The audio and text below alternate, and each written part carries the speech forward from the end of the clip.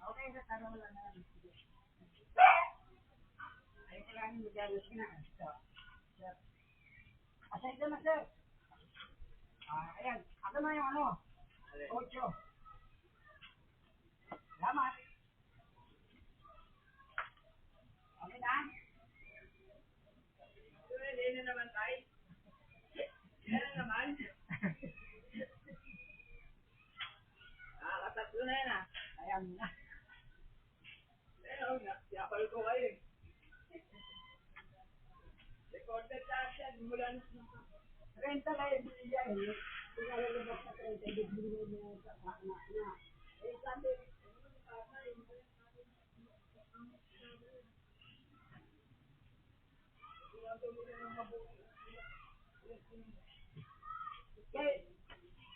kahit lang yung paglalagay sa plastic eh, alak yun. Akala niya, ipagkasama-sama ko yung sabihin sa kayo, pag yung sabi niya, ba't nilagay sa pinagsama-sama mo yung